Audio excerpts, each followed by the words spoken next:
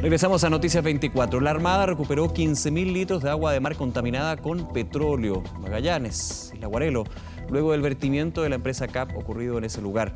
Los 40.000 litros de combustible podrían causar serios daños en la biodiversidad del lugar. Vamos a hablar también de la situación de Quintero A con una emergencia ambiental el día de hoy. Estos temas lo vamos a abordar junto a Héctor Jorquera, académico de la carrera de Ingeniería de la Universidad Católica, experto en contaminación. Héctor, gracias por acompañarnos. Bienvenido. Buenas tardes. A ver, comencemos con Magallanes. El fin de semana se da este aviso por parte de CAP en Isla Guarelo de el derrame de 40.000 litros de petróleo. La buena noticia dentro de lo malo, por supuesto, es que las condiciones del clima, especialmente el viento, han logrado contener la contaminación de la bahía en esta isla, pero evidentemente se da la preocupación. ¿Cuál es un poquito el balance que se da ya con los datos que se han estado entregando y el último, que de hecho ya se han recuperado 15.000 litros de agua contaminada por parte del Armada? Bueno, lo primero es que hay que aclarar que cuando existen estos derrames como diésel en agua de mar, el primer problema que hay que tratar de controlar es que se disperse la mancha de combustible sobre el agua. Porque mientras más se disperse puede afectar a más biota y producir daño en el ecosistema, que es una zona bastante prístina, la zona de Magallanes. Y lo que pasa con estos contaminantes es que se mantiene una mancha sobre el agua y mientras no se puedan contener y capturar con absorbentes para poder procesarlo y eliminarlo en forma adecuada, sigue siendo una mancha tóxica para toda la biota porque son compuestos orgánicos, son compuestos que causan problemas inmediatamente al ser ingeridos por cualquier microorganismo. Me quedo un poquito ahí. ¿Cómo se absorbe el petróleo que está ahí en el mar?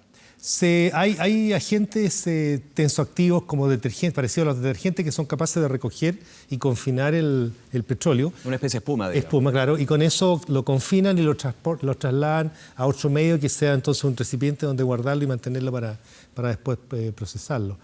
Pero claro, el tema principal es que lo que hay que evitar es primero que la mancha se esparza, y ahí afortunadamente parece que las condiciones permitieron rápidamente reaccionar y evitar que se propagara más lejos. Porque después con el tiempo este combustible, si no se retira, empieza a quedar en el ambiente y se empieza a incorporar a todo el material que tenga alguna característica orgánica.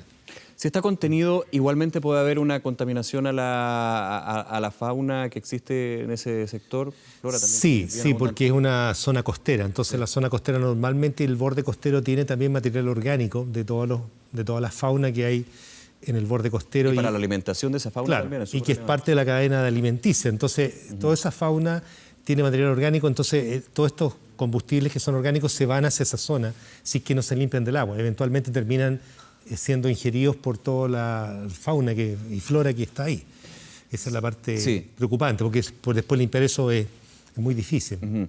Si se derraman 40.000 litros y ya se han podido recuperar 15.000 litros, sin tener todo el antecedente técnico, digamos, pero ya por lo menos con esa proporción, ¿es una buena noticia dentro de...? Por el momento sí, pero falta ver hasta dónde van a poder recuperar el resto del agua contaminada. Porque hay una parte del contaminante que se evapora, porque tiene una cierta volatilidad, pero la otra parte es poco soluble en agua, va quedando entonces como una especie de capa oleosa sobre la superficie del agua de mar. Eso es lo que ocurre normalmente, hay que tratar de retirarla de ahí, porque si no se va a ir quedando y va a empezar a entrar en contacto con el resto de la flora y fauna del ecosistema. Hay un sumario a la empresa, hay una investigación que tiene que desarrollar la autoridad, en este caso la Superintendencia del Medio Ambiente, pero quiero llevarte un poco al contexto,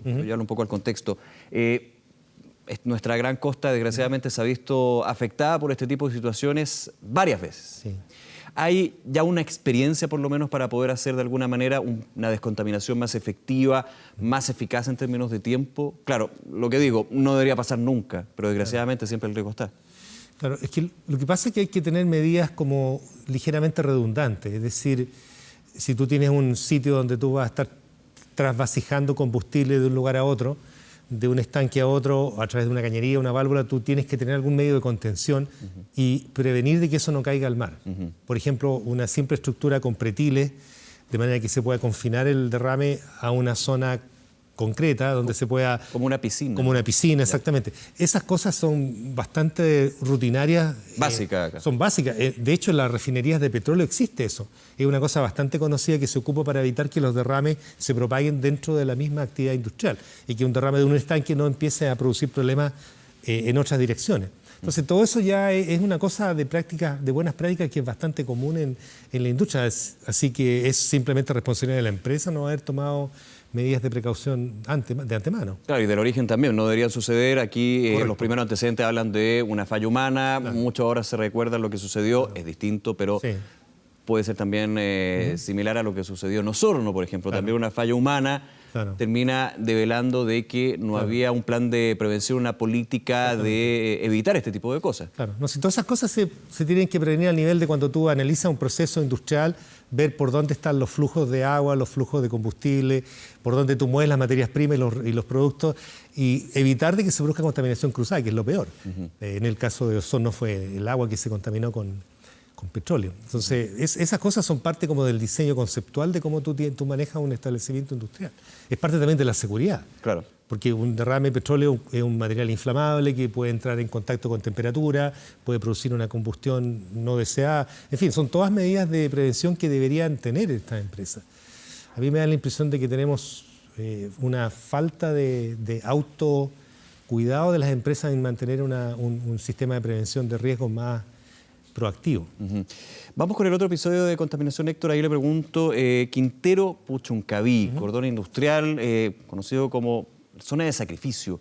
Y el día de hoy se da esta emergencia ambiental por parte de la Intendencia de Valparaíso por la acumulación, sobreacumulación en este caso, en el aire de dióxido de azufre. Esto en el marco de las nuevas normas de plan de descontaminación que se generan luego de las protestas y de años de lo que ha sido la contaminación de Quintero Puchuncaví, y nos podemos alargar un poquito más también con. ¿Cuál es también la mirada que tiene usted al respecto? Porque uno diría, hay una emergencia ambiental, muchos dirían, bueno, obviamente, si Quintero Puchuncaví es un cordón industrial que está afectado desde hace años, pero aquí hay un elemento distinto, que son las normas más estrictas de este nuevo plan. Sí, exactamente. Lo que pasa es que, a contar de este año, entró en vigencia una norma más estricta para el dióxido de azufre, que es una norma horaria que antes no existía. Y esa norma horaria, en el evento de hoy día, se excedió al triple de su valor. El valor que se reportó fue de aproximadamente 1.150 microgramos por metro cúbico de dióxido de azufre horario, y la norma es como un tercio de eso. Entonces estamos hablando de un evento muy fuerte. Esa norma... La norma exige hasta 300. Claro, la norma, lo que está previniendo la norma, en este caso una norma de corto plazo, evitar estos eventos de corto plazo, que principalmente lo que producen son problemas de tipo respiratorio, sobre todo en la población que es más sensible, que son básicamente los adultos mayores y los lactantes o niños menores de 5 años. Lo que generó, yo hablaba de las protestas, pero más que las protestas, la intoxicación de muchos vecinos de Quintero Puchuncaví, que justamente generaron toda esta emergencia pública con respecto al cordón industrial. Sí, no, es una zona compleja, tiene mucha actividad industrial, tiene múltiples fuentes de distintos tipos contaminantes, y eso hace que sea compleja nuevamente de manejarse, y nuevamente requiere un sistema de operación y de prevención de riesgos muy al estándar de países industrializados completos.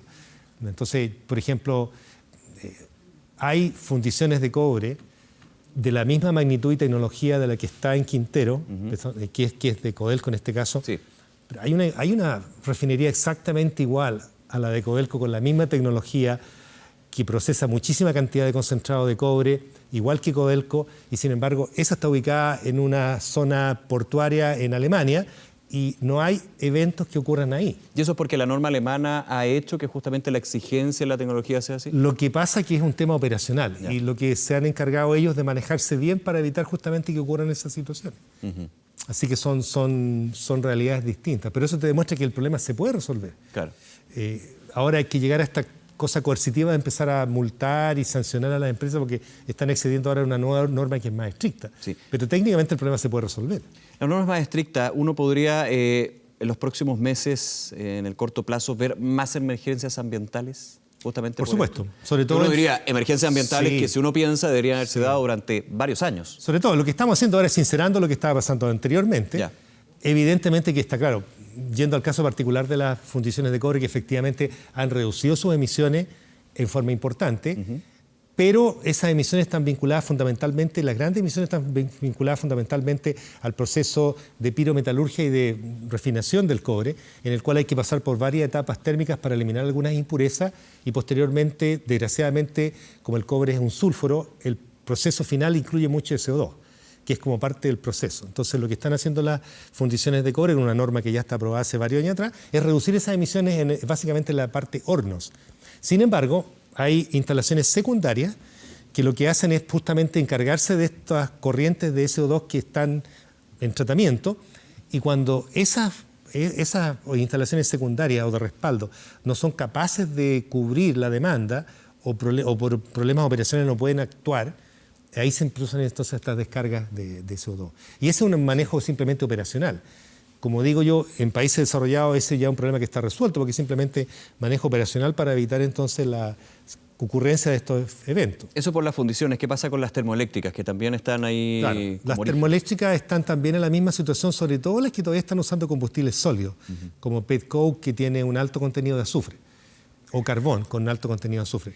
En general lo que ha ido pasando es que indirectamente esas grandes empresas emisoras se han ido regulando, porque la nueva norma termoeléctrica de emisiones de termoeléctrica que entró en vigencia también hace algunos años atrás, les exigió reducir las emisiones de CO2, con lo cual inmediatamente tuvieron que colocar más equipos de control de emisiones, y con eso las emisiones han ido bajando. Pero claro, si tú te vas históricamente hacia atrás, vas a encontrar que evidentemente hubo periodo histórico en que se superó la norma actual, horario. Para ir englobando, Héctor, tenemos la situación de Magallanes, tenemos la situación de Quintero y Puchuncaví, la de Quintero y Puchuncaví, que desgraciadamente ya lleva bastante tiempo, la de Magallanes, que también, como comentábamos, se ha dado en otros lugares de la costa de nuestro país. Y viene a fin de año la COP25. Exactamente. Que justamente habla sobre el tema del cambio climático, el efecto medioambiental.